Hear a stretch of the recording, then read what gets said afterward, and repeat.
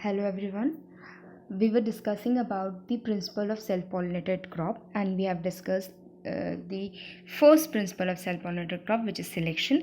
And in this video, we will be covering the second principle, which is hybridization.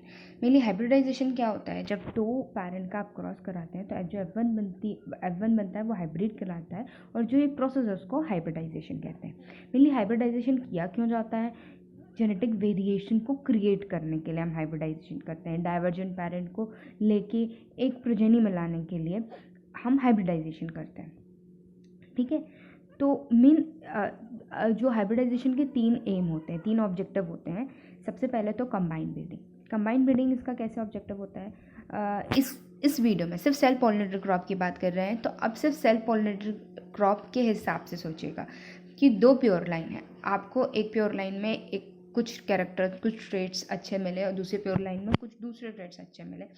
तो आपको चाहिए कि आप ऐसी वैरायटी बनाओ जिसमें ये दोनों प्योर लाइन के ट्रेट्स हों, तो आप उनके बीच में हाइब्रिडाइजेशन करा दोगे. इसलिए हाइब्रिडाइजेशन में हमेशा ऑलिगोजेनिक ट्रेट्स पे ध्यान दिया जाता है. कुछ ऑलिगोजेनिक ट्रेट्स दोनों प्योर लाइन से लेते हैं और उनको कंबाइन करके एक सिंगल वैरायटी में ले आते हैं. ये होती है हमारी कंबाइंड ब्रीडिंग.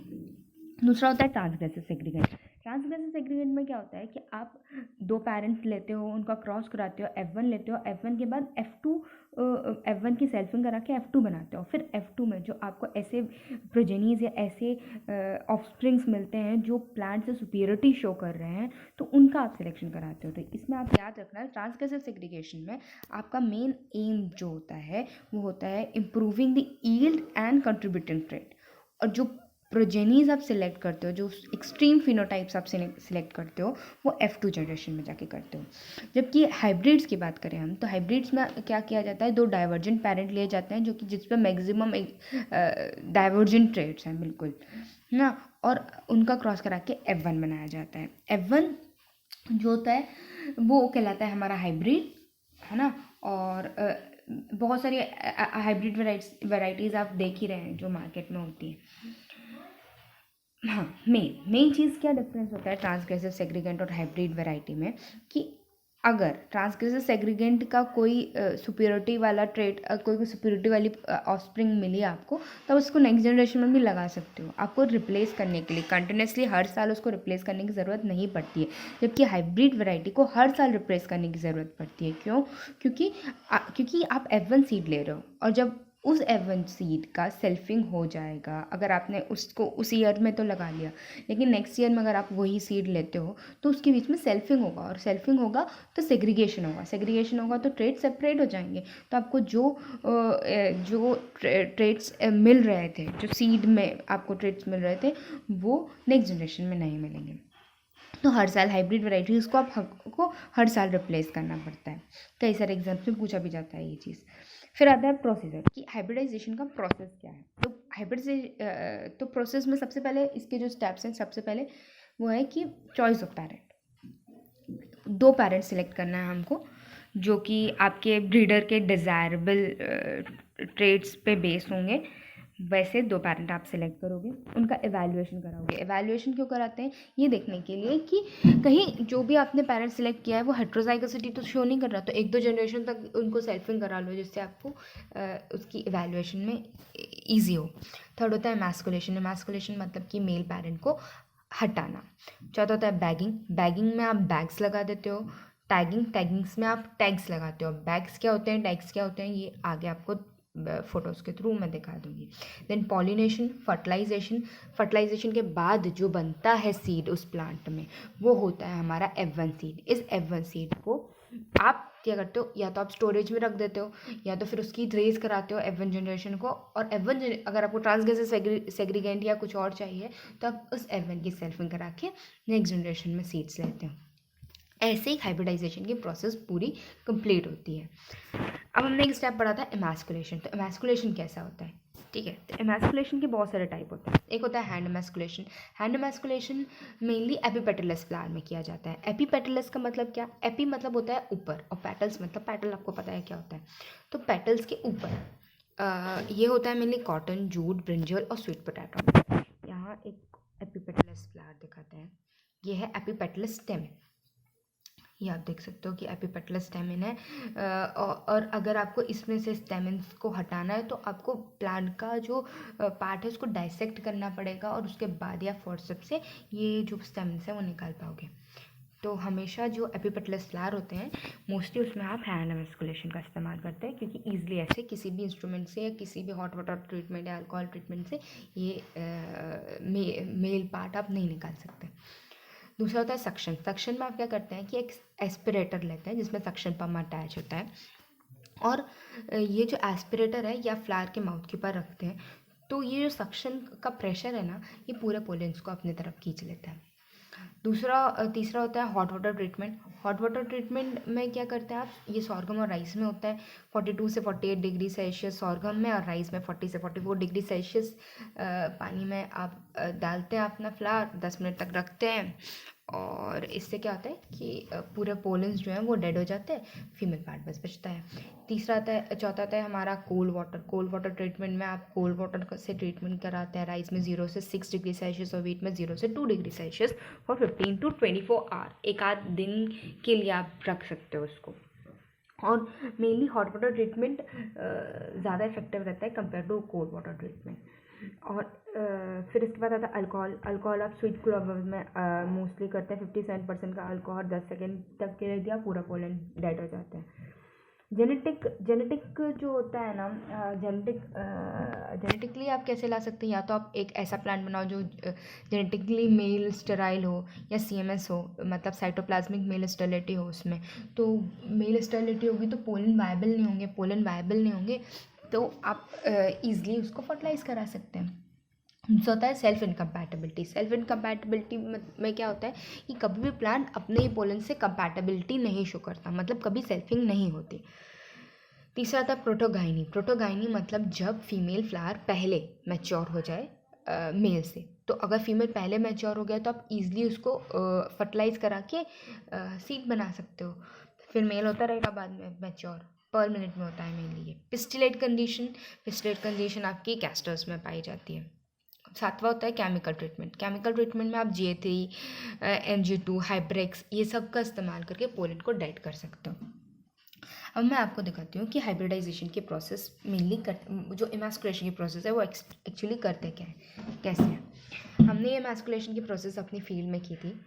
आप देख सकते हो सबसे पहले जो स्पाइक्स हैं उनको आप सिजर से काटते हैं ऐसे कि पोलन जो आपकी फीमेल की स्टिग्मा है वो कट ना हो, ठीक है। तो आप ऊपर से सिजर से काटते हैं, फिर नीडल के थ्रू आप इसमें से पूरे पोलन निकालते हैं।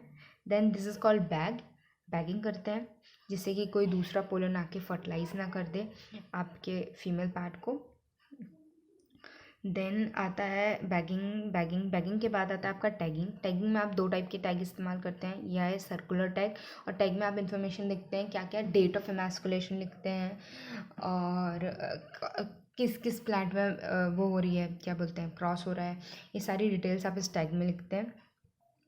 ये 2 टाइप के टैग होते हैं। यहाँ देखिए आप फील्ड में, ये हमारी फील्ड की फ़ोटोग्राफ्स हैं, ओरिजिनल हमने खींची हुई है जब हमने एमैस्कुलेशन किया था।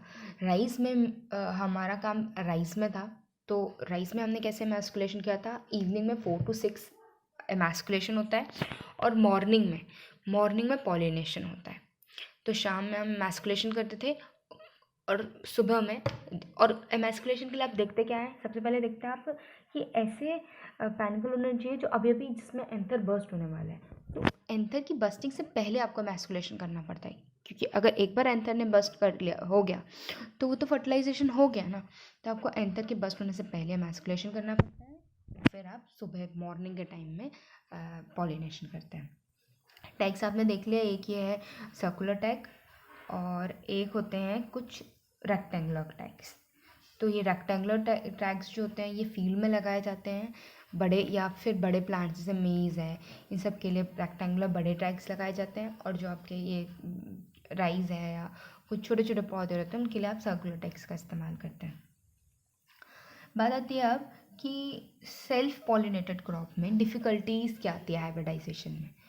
तो इसका बहुत अच्छा एग्जाम्पल है हमारा वीट में ये हाइब्रिडाइजेशन में बहुत ज़्यादा दिक्कत आती है।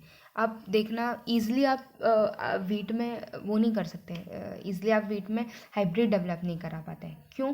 क्योंकि जब आप हाइब्रिडाइजेशन के लिए जाते हैं ना तो F1 की मोर्टालिटी हो जाती है, F1 जो है वो मर जाता है। मरता क्यों है? लीथल जीन की वजह से। जो हमारा वीट है, वीट के 5B क्रोमोसोम और 2B क्रोमोसोम में कुछ जीन्स होते हैं, NE1 NE2।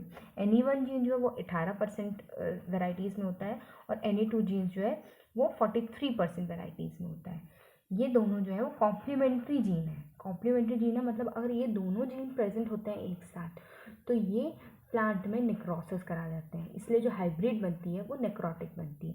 अगर आपने 2 पैरेंट लिए, एक पैरेंट में आपका NE1 का जीन है, दूसरे पैरेंट में NE2 का जीन है, तो अगर उन दोनों के बीच में क्रॉस होगा तो ये NE1 और NE2 एक दूसरे को कॉम्प्लीमेंट करेंगे और जो आपका F1 बनेगा वो अल्टीमेटली नेक्रोसिस होगी उसमें और वो मर जाएगा। तो आपको मेन देखना है कि ये दोनों जीन एक साथ ना आए किसी भी वैरायटी में। अगर ये दोनों जीन नहीं आएंगे किसी भी वैरायटी में तो आपकी वैरायटी सर्वाइव कर पाएगी, आपकी हाइब्रिड जो है वो सर्वाइव कर पाएगी, नहीं तो आपकी हाइब्रिड मर जाएगी। ये साइंटिस्ट ने बाद में देखा कि आपके मेनली जब भी वो हाइब्रिड बनाते थे तो हमेशा वो हाइब्रिड जो है वो डेड हो जाती थी, नेक्रोसिस होता था उसमें। तो उन्होंने ये देखा कि ये जो लीथल जीन्स हैं, लीथैलिटी का मतलब ही होता है मरना, तो ये जो लीथल जीन है ये रिस्पॉन्सिबल होते हैं इस हाइब्रिड नेक्रोसिस के लिए। अब आपने देखा होगा कि हमने क्रिटिकल वीट बनाया है, वीट और राई को क्रॉस करके। तो राई में भी सेम ऐसे ही लीथल जीन पाए जाते हैं और राई का जो NER1 जीन है वो NE1 जीन जैसा होता है और NER2 जीन है वो NE2 जीन जैसा होता है, वो सेम वैसे रिएक्ट करते हैं।